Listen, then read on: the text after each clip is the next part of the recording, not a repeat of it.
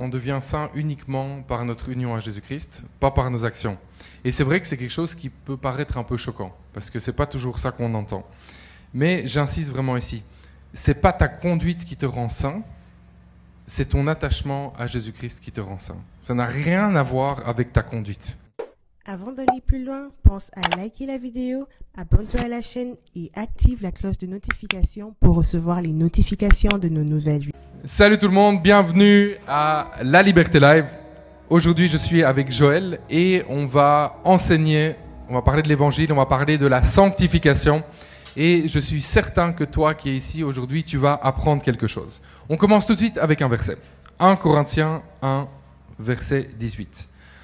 En effet, la prédication de la mort de Christ sur une croix est une folie aux yeux de ceux qui se perdent. Mais pour nous qui sommes sauvés, elle est la puissance même de Dieu. Donc Joël, première question pour toi. Comment est-ce qu'on pourrait résumer la prédication de la mort de Christ sur une croix? Facilement, un petit résumé, ça serait quoi? À la lumière des Écritures, on peut être certain de dire que Jésus-Christ est mort à la croix pour que nous puissions obtenir le pardon de nos péchés, d'abord. Et ensuite, il est ressuscité pour que nous puissions avoir accès à la vie éternelle. Et c'est aussi simple que cela. Ok, donc c'est le résumé, ça? En bref. Ok, intéressant. Oui. Alors, Pasteur Frédéric, j'aimerais quand même vous poser une question. Pourquoi est-ce que la Bible dit que ce message est une folie? Aussi, qu'est-ce qu'il faut pour que ce message prenne tout son sens, malgré le fait que l'on dise que c'est une folie aux yeux des hommes?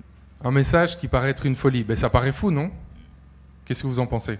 Ça paraît un peu fou, non? Souvenez-vous, quand vous n'aviez pas accepté Jésus, ce message, c'était un peu fou, non? Il y avait quelque chose, on se dit, ah, ouais, ça me paraît quand même un peu bizarre tout ça. Et on va regarder un verset, justement, pour essayer de mieux comprendre ça, même quelques versets dans 2 Corinthiens 3, c'est les versets 14 à 16. Mais ils sont devenus durs d'entendement. On parle ici du peuple juif. Car jusqu'à ce jour, le même voile demeure quand ils font la lecture de l'Ancien Testament, et il ne se lève pas, parce que c'est en Christ qu'il disparaît. Jusqu'à ce jour, quand on lit Moïse, un voile est jeté sur leur cœur. Mais lorsque les cœurs se convertissent au Seigneur, le voile est ôté. En fait, ces versets nous permettent de comprendre que c'est quand on vient à Jésus-Christ, c'est quand on décide de lui donner notre vie, à ce moment-là, le message de la croix qui paraissait une folie prend tout son sens, et on peut même dire qu'à ce moment-là, la folie change de camp. C'est-à-dire que la personne qui a Jésus, elle commence à se dire « Ouais, mais c'est fou ça, il y a des gens, ils n'acceptent pas Jésus. » C'est spécial, hein? C'est comme du jour au lendemain, finalement, c'est vraiment ça. Un jour avant, on se dit que c'est le message de la croix qui est la folie. Et le lendemain, on se dit que, limite, c'est la personne qui ne croit pas, qui a une conception un peu étrange. On va dire ça comme ça. Ok, donc on va parler maintenant de sanctification. La sanctification. Qui est prêt à entendre parler de sanctification? Vous êtes prêts? La sanctification, étymologiquement, ça vient du latin, sanctus, qui veut dire saint. Quand on regarde au dictionnaire la définition, la sanctification, c'est l'action par laquelle on rend saint. Donc Joël, première question pour toi par rapport à la sanctification. Quelle est la seule façon de devenir saint aux yeux de Dieu? Alors, pour répondre à cette question, on va évoquer deux concepts. Le premier, c'est de remettre complètement notre vie à Jésus-Christ. Et la deuxième chose, c'est de lui faire entièrement confiance. Ok, mais bon, ça peut pas être aussi simple que ça quand même. On parle de sanctification, il y a quand même des choses à faire. Qu'est-ce qu'on peut faire pratiquement pour être saint aux yeux de Dieu? C'est quoi les actions qu'on doit poser? Tu veux nous dire comment faire? À la lumière de la parole de Dieu, la sanctification est une grâce que Dieu nous accorde. Ok. Donc, ce n'est en rien par nos mérites, nos capacités, nos forces. On est déclaré saint par le fait de notre appartenance à Jésus-Christ, par le fait que nous sommes unis à Jésus. Dès ce moment, celui qui est uni à Jésus obtient de fait cette qualité-là, la sanctification. Et c'est vrai que lorsqu'on en parle, ça peut être difficile à comprendre. On se dirait que normalement, ça devrait être un peu plus compliqué que ça. Il devrait avoir un critérium, une liste de choses à faire, une liste de choses à pas faire. Donc d'un côté, je ne ferai pas ci, ça, ça, ça, et de l'autre côté, je ferai ci, ça, ça et ça. Mais à ce moment-là, la grâce vient et elle nous accorde cette qualité d'être saint. Et donc on peut vraiment dire que la sanctification ne se joue que simplement par le fait que nous puissions être unis à Jésus-Christ. À partir de ce moment-là, c'est fait. Ok, intéressant.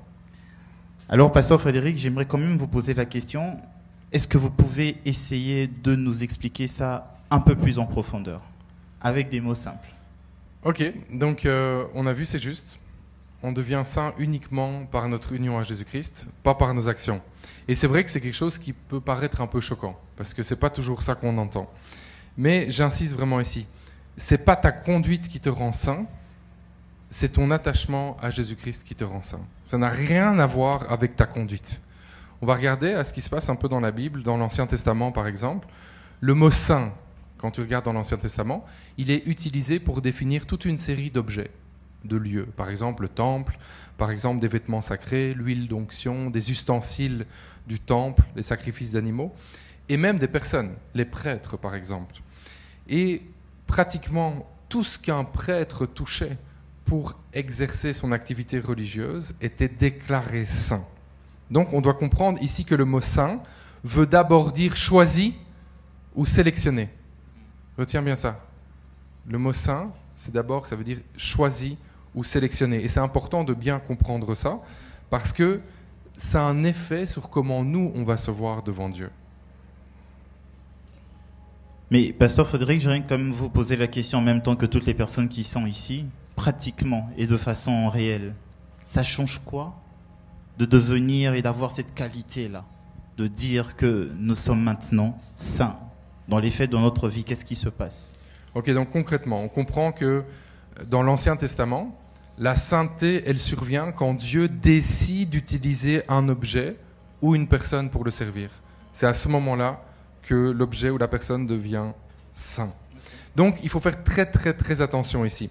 C'est pas la nature de l'objet, c'est pas la nature de la personne qui va rendre saint. C'est son utilisation pour servir Dieu. C'est ça vraiment la chose à comprendre. Et on va encore creuser, on va encore aller un peu plus loin. On peut retirer ce principe qui est très important. Si tu prends des notes, tu peux noter ça.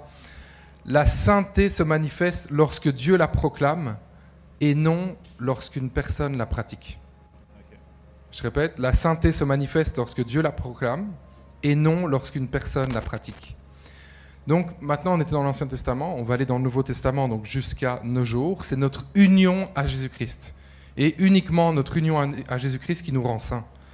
Notre sainteté, attention, écoute bien ça. Notre sainteté, c'est le cadeau que Dieu nous fait, ce n'est pas le cadeau que nous faisons à Dieu. Je répète, c'est important, notre sainteté, c'est le cadeau que Dieu nous fait, ce n'est pas le cadeau que nous faisons à Dieu. Donc, la sainteté se reçoit, elle ne se mérite pas. La sainteté se reçoit, elle ne se mérite pas. Est-ce que ça te fait penser? Ça te fait penser à quelque chose, ça, Joël? La sainteté, elle se reçoit, elle ne se mérite pas. Ça me fait penser particulièrement à un passage de la parole de Dieu qui nous dit ceci dans le livre de Éphésiens, chapitre 2, le verset 8 et 10. Je vous encourage à le lire. « Car c'est par la grâce que vous êtes sauvés, par le moyen de la foi. Point, cela ne vient pas de vous. C'est un don de Dieu. Ce n'est pas le fruit d'œuvres que vous auriez accompli. Personne n'a donc de raison de se vanter. Ce que nous sommes, nous le devons à Dieu, car par notre union avec Jésus-Christ, Dieu nous a créés pour une vie riche de bonnes œuvres qu'il a préparées à l'avance afin que nous les accomplissions. » Acte chapitre 15, le verset 11. C'est par la grâce du Seigneur Jésus-Christ que nous sommes sauvés. On comprend donc, en lisant ces deux passages cumulés, que le mot sainteté et ce concept-là dans notre foi, dans notre vie de chaque jour, c'est une grâce. J'ai particulièrement aimé l'expression que la Bible a utilisée en disant c'est un don de Dieu. Donc ça nous fait penser vraiment au salut finalement, c'est un peu le même principe. Oui. Ça Okay. Et j'ai particulièrement aimé ce que vous avez dit. On a évoqué le terme cadeau. Parce que le mot don et cadeau sont synonymes. Ça vient vraiment de Dieu. Ce n'est jamais parce que nous avons fourni des efforts. C'est parce que nous avons fait ceci ou cela. C'est Dieu qui nous l'accorde par le fait que nous avons décidé de nous attacher à Dieu. Amen. Donc, pasteur, la sainteté, la sanctification, c'est un cadeau de Dieu. On ne doit rien faire pour le mériter. C'est ce que vous dites. Et c'est ce que la Bible nous dit aussi. Surtout ça, oui. Est-ce que ça veut dire, alors que nous avons une espèce de licence, comme une espèce de permis pour conduire notre vie de la façon qui nous convient? Non, non, pas du tout. C'est pas une licence pour faire n'importe quoi. C'est pas une licence pour dire, de toute façon, c'est une grâce, donc je peux faire ce que je veux. C'est vraiment pas ça que ça veut dire. Pour être saint, on a compris que ça repose pas sur nos mérites. Mais justement, parce qu'on est saint, il y a toute une série de choses qu'on va s'abstenir de faire. Alors là, ah oui, qu'est-ce qu'on fait pas? Le péché sous toutes ses formes, tout simplement. Tout ça, on s'abstient. On fait pas ça. Parce que ça ne matche pas, ça ne correspond pas à qui on est. Et il y a toute une série de choses même qu'on va décider de faire. Des choses qui honorent Dieu. Des temps qu'on va passer dans sa présence, des actions aussi qu'on va poser. Donc c'est ça que la sainteté doit déclencher dans nos vies. Parce qu'on est saint, on décide de mettre la sainteté en pratique. On dit, ok, on va vivre cette sainteté. On est saint, donc on va vivre conformément à la sainteté que Dieu nous a donnée. On se souvient, et c'est vraiment la chose qu'on veut retenir aujourd'hui, avec laquelle on veut repartir tout à l'heure. Dieu a pris la décision de te rendre saint par ton union à Jésus-Christ. C'est une décision que Dieu a prise. Alors si tu as placé toute ta confiance en Jésus-Christ, tu es déclaré saint par Dieu, tu es vu comme étant saint par Dieu. Il faut recevoir ces paroles-là. Il faut recevoir cette vérité-là. Trop souvent, on tombe dans le piège du mérite. Mais ce n'est pas une question de mérite, c'est une grâce que Dieu t'a accordée et il te choisit. Il te met à part et dit, voilà, cette personne-là, elle m'appartient. Elle est sainte. Et c'est à ce moment-là, c'est quand on comprend vraiment ça, qu'on décide de transformer notre comportement pour qu'il soit conforme à la sainteté de Dieu. J'insiste encore une fois, parce que ça, on va le retenir aujourd'hui, on est saint pas à cause de nos performances. On est saint parce que Dieu l'a décidé. Pour toute personne qui est unie en Jésus-Christ, cette personne est déclarée comme étant sainte. Et c'est vrai que c'est choquant à réaliser. C'est pour ça qu'on va le répéter souvent aujourd'hui. Il faut que cette réalité spirituelle soit vraiment reçue par l'intelligence, mais surtout vécue. On doit pouvoir vivre ça. C'est quelque chose qui est très, très, très, très fort. Donc, on ne devient pas saint en respectant des rites religieux. C'est pas parce que tu vas prier X heures par jour ou que tu vas jeûner X jours par an. C'est pas parce que tu vas porter tel vêtement. C'est pas parce que tu vas avoir telle habitude que tu deviens saint. Non, ça n'a rien à voir. Il faut recevoir ça. C'est pas en étant parfait dans toutes les disciplines spirituelles. C'est pas en faisant plein de bonnes actions. Je fais tellement de bonnes actions que là, je pense que maintenant, ça va. Je suis quand même saint. Non, ça n'a rien à voir. Et c'est même pas en ne péchant pas. C'est pas parce qu'on dit ah ben voilà, moi j'ai pas péché et encore là il y a personne qui peut dire qu'il ne pêche pas. Mais c'est pas en s'abstenant même du péché qu'on devient saint. On a dit que c'était une conséquence du fait qu'on était saint. Et comprenons ceci. On a dit on devient saint au moment où nous sommes unis à Jésus-Christ, on le fait rentrer dans notre vie. Et à ce moment-là, il y a une image forte à comprendre. Quand on accepte Jésus-Christ, Dieu dit, il te regarde et dit, toi tu m'appartiens. Cette personne m'appartient. Et la sainteté vient du fait que tu appartiens à Dieu. Est-ce qu'on peut s'imaginer Dieu qui est saint? Dieu qui est saint ne peut pas avoir des possessions qui ne sont pas saintes. Tu appartiens à Dieu, donc automatiquement, tu deviens saint. Il n'y a pas d'autre option. Que quelqu'un puisse recevoir cette parole parce que ça va vraiment changer quelque chose en toi. Ça va ôter un fardeau, le fardeau de la performance. Parce que si tu considères que tu es saint en fonction de tes performances, ça veut dire que certains jours, tu te sens saint. mais d'autres, tu te sens sale. Et c'est dur. La marche chrétienne est dure quand on la comprend comme ça. Mais si on sait qu'on part du principe que nous sommes saints, peu importe ce qui se passe, parce qu'on appartient à Dieu, eh bien là, on peut se mettre en route pour mener une vie qui lui plaît. Pasteur Frédéric, je suis un peu intrigué, mais j'aimerais quand même, à la lumière de la parole de Dieu, que vous puissiez appuyer cette réflexion dont vous avez parlé tout de suite, étant donné que nous sommes dans l'Église et que notre réflexe, c'est vraiment la parole de Dieu.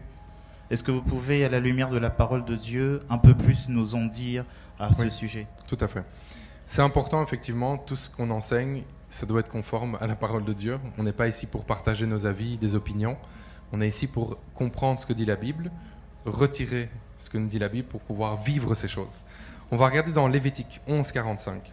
« Car je suis l'Éternel qui vous ai fait monter du pays d'Égypte pour être votre Dieu, et pour que vous soyez saints, car je suis saint. » Un verset parfois qu'on comprend de travers. Quand on voit « pour que vous soyez saints, car je suis saint », on peut mal le comprendre en mettant en fait le fardeau de la sainteté sur nous. Et Dieu a dit qu'il est parfait, qu'il est saint, donc du coup moi je dois me battre fort là, parce que j'ai pas vraiment le niveau là. Comment je vais faire ça? C'est impossible. Comment je vais y arriver? Dieu dit, je suis saint, donc tu dois être saint. Waouh, le gros fardeau sur tes épaules. C'est pas ça que ça veut dire en fait. Ici, on se rend compte, il faut regarder dans le contexte, que le peuple d'Israël avait été choisi par Dieu pour être son peuple. On est d'accord avec ça? C'était un choix. Dieu a fait ce choix. Donc, la sainteté dont il est question dans ce verset, elle est automatique. C'est une sainteté qui est liée au choix de Dieu. Donc, c'est la déclaration de Dieu qui rend saint le peuple d'Israël et non leurs actions. Parce qu'on sait bien que leurs actions n'étaient pas parfaites, n'est-ce pas? Oui. On le sait. La Bible est remplie d'histoires où Dieu, il n'est pas super content parce qu'il voit les actions de son peuple. C'est ça. Et pour nous, aujourd'hui, c'est la même chose. C'est notre union à Jésus-Christ qui nous rend saints, pas nos actions. C'est pour ça que l'apôtre Paul nous dit ceci. Ça, c'est dans... Attendez, monsieur. Donc il dit, c'est vous au contraire, vous êtes une race élue, un sacerdoce royal, une nation sainte. Une nation sainte. De nouveau, c'est une déclaration. Ce n'est pas parce qu'il y a eu un mérite quelconque, c'est une déclaration. Vous êtes une nation sainte. On est saint, oui, on a compris, par notre union à Jésus-Christ. Dieu nous a déclarés saints, et ça se confirme encore, on a encore un verset, c'est dans Apocalypse 26. Heureux et saints ceux qui ont part à la première résurrection. On parle du peuple de Dieu. Le peuple de Dieu est déclaré saint par Dieu.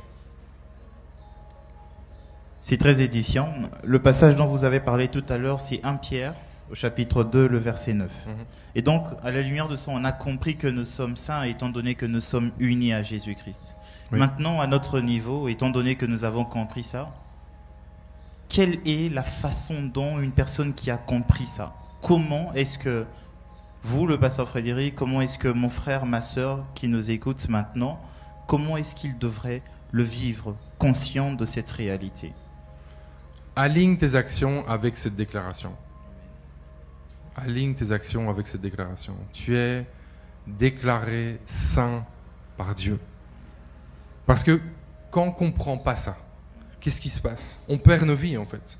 On perd nos vies à essayer de mériter la grâce de Dieu plutôt que de laisser la grâce de Dieu nous transformer. Et à ce moment-là, on souffre. On souffre beaucoup. On est toujours dans une espèce de course au mérite. Et on perd du temps. Et le temps passe vite. Alors aujourd'hui, que ce soit le jour où on dit « Ok, on va arrêter de perdre notre temps à courir pour essayer de mériter la grâce de Dieu. On va recevoir la grâce de Dieu et on va laisser la grâce de Dieu nous transformer. » 2 Timothée 1,9. C'est lui qui nous a sauvés et nous a appelés à mener une vie sainte. Et s'il l'a fait, ce n'est pas à cause de ce que nous avons fait, mais bien parce qu'il en avait librement décidé ainsi à cause de sa grâce. Amen. Cette grâce, il nous l'a donnée de toute éternité en Jésus-Christ. Alors là, je pense que tout est clair. C'est énoncé de façon très très simple. C'est tout simplement une grâce. Et quand on aligne nos actions sur cette déclaration, laisse-moi te dire ceci. À ce moment-là, tu vas commencer à mener le genre de vie qui va faire qu'il y a beaucoup de gens qui vont s'approcher de Jésus via ta propre vie. Parce que les gens vont voir que tu n'es pas un religieux qui essaie de mériter quoi que ce soit, mais tu es juste quelqu'un qui surfe sur la grâce de Dieu et qui est juste reconnaissant, qui est juste dans la joie, qui dit « Waouh, moi je suis pardonné, je suis racheté, je suis déclaré saint et je décide de vivre une vie qui plaît à Dieu. » Et c'est important vraiment de comprendre cette réalité-là, parce que tu te sens libre alors. Et tu commences à mener une vie où ça brille en fait. Tu as vraiment de l'impact pour Dieu. Et on voit encore, je veux vraiment insister là-dessus, par rapport à la façon dont le Seigneur nous appelle à vivre dans Romains 12, versets 1 et 2. Je vous recommande donc, frères et sœurs, à cause de cette immense bonté de Dieu, à lui offrir votre corps comme un sacrifice vivant, saint et qui plaise à Dieu. Ce sera là, de votre part, un culte raisonnable. Ne prenez pas comme modèle le monde actuel, mais soyez transformés par le renouvellement de votre intelligence pour pouvoir discerner la volonté de Dieu, ce qui est bon, ce qui lui plaît et ce qui est parfait. Donc, que cette vie de sacrifice qu'on veut juste remettre à Dieu, que ce ne soit pas une souffrance, mais que ça soit juste le résultat de la grâce qu'on a reçue d'être déclaré saint. Donc Joël, à la lumière de tout ce qu'on a vu aujourd'hui, qu'est-ce qu'on peut faire ? Qu'est-ce qu'on peut prendre comme décision ? Qu'est-ce qu'on peut décider de changer dans nos vies dès aujourd'hui, dès maintenant en fait ? Qu'est-ce qu'on peut changer ? J'ai particulièrement aimé le livre des Éphésiens que nous avons lu tout à l'heure au chapitre 2, là où la Bible nous dit que c'est vraiment un don que Dieu nous a fait. Donc, c'est-à-dire que celui qui reçoit un don ne s'est pas mis dans une situation où il a été meilleur que les autres. C'est une grâce qui lui a été faite. Oui. Et à la lumière de cela, lorsqu'on comprend, on rend gloire à Dieu. On le rend grâce, on est émerveillé. On est heureux qu'un si grand Dieu puisse avoir confiance en l'être que lui-même a créé. Amen. Plusieurs personnes s'égarent, mais lorsque nous, on comprend cette réalité, il y a un certain nombre de choses qu'on décide de faire comme vous avez dit. L'une de ces choses, après avoir compris cela, c'est, j'ai aimé ce terme, l'alignement. Donc, c'est-à-dire que nous avons compris cela et maintenant nous allons nous mettre dans cet alignement-là, de façon à ce que nous puissions continuer à conserver cette réalité que Jésus-Christ nous a fait par notre union avec lui. Oui. Et j'ai particulièrement aimé ça, mais c'est aussi une vie où on décide d'être obéissant à Dieu. D'être obéissant à Dieu, de se dire qu'aujourd'hui, c'est Dieu d'abord. Oui. De se dire aujourd'hui que ma confiance, je la remets à Dieu. Amen. De se dire qu'aujourd'hui, ce que j'aimerais faire, ce n'est peut-être pas ce qui devrait être fait. Je préfère m'aligner sur les convictions et les assurances que Jésus-Christ m'a données. Et ça, c'est quelque chose, lorsqu'on comprend ça, on mène une vie de communion avec Dieu. Amen. Et donc, pour toutes les personnes qui nous entendent aujourd'hui, si vous devez retenir certaines choses, je dirais, alignons-nous par rapport à ce que Dieu veut pour nos vies. Mettons-nous aussi dans une vie d'obéissance et encore plus, ayant conscience de cela, devons marcher dans une vie d'humilité. Oui. Parce qu'il y a naturellement cette tendance à se bomber le torse en se disant « moi je suis saint et pas toi ». Alors là, on se rend compte que nous sommes saints parce que c'est une grâce qui nous a été donnée. Et si c'est une grâce qui nous a été donnée, ça ne sert à rien que nous puissions nous enorgueillir. Mais beaucoup plus que nous puissions utiliser cela en humilité. Amen. Parce que c'est le Seigneur qui nous l'a accordé. Moi, je suis particulièrement béni, en tout cas, par le message que nous avons eu ce matin. Si nous sommes saints, c'est parce que nous sommes attachés à Jésus-Christ. On va terminer en parlant de l'alignement. On a dit, ok, on a compris, on est saint, donc on va aligner nos actions avec la déclaration que Dieu a posée sur nos vies. Maintenant, il ne faut pas oublier une seule chose ici, et c'est très important. On a dit quoi ? Maintenant, on va plus pécher, on va mener une vie qui plaît à Dieu. Ok, mais est-ce que, ici, tout le monde, c'est fini du coup ? À partir d'aujourd'hui, on ne va plus jamais commettre de péché ? C'est fini ? Plus jamais ? Même en pensée, rien? Non, hein? C'est quasiment Non, hein. impossible. Parce que sinon, on est vraiment dans une drôle de théorie ici. Hein. Non. Maintenant, ce qu'on doit comprendre, on a dit, on est saint, ok? C'est bon? Dieu l'a voulu. On aligne nos actions là-dessus. Maintenant, c'est que quand on pêche, qu'est-ce qu'il faut faire? Il faut tout de suite se repentir et continuer la marche avec Dieu. Tout de suite, tout de suite, tout de suite, tout de suite. Tout de suite. Parce que c'est à ce moment-là où l'ennemi vient et il te bombarde en pensée. Il dit, regarde, t'as vu ce que t'as fait? Ah, désolé. T'as vu? En fait, est-ce que t'es vraiment saint? Ben non, regarde. Je te prouve que t'es pas saint. Ton action, c'était pas saint d'avoir fait ça. Reviens à la parole et comprends que tu es choisi par Dieu et qu'il déclare que tu es saint. Et qu'il n'y a rien qui peut changer ça. Tu es uni à Jésus-Christ. Il n'y a aucun péché qui va faire que tu n'es plus saint. C'est juste que tu es saint avec un péché. Tu es saint avec 2 péchés. Tu es saint avec 1000 péchés. Mais lorsque tu te repens, Dieu prend le chiffon, il efface et il oublie, et tu retrouves ta sainteté telle que lui la voulait pour ta vie. Alors je m'adresse à quelqu'un qui a péché ici, quelqu'un qui doute de ça, qui dit « Ouais, mais comment je peux faire maintenant avec ce que j'ai fait ?» Eh bien, tu reviens tout simplement à Jésus-Christ aujourd'hui. Tu demandes pardon, Seigneur, pour ce que tu as fait, et surtout, tu continues ta marche avec lui, parce que l'ennemi va souvent jouer avec nous sur des points où on ne maîtrise pas la parole de Dieu. Mais quand on comprend les réalités de la parole, il n'a plus aucun pouvoir. Parce que si tu as accepté Jésus-Christ, tu es saint, et il n'y a rien qui va changer ça. On va maintenant prier dans ce sens-là. Tu peux fermer les yeux là où tu es. Seigneur, nous prions.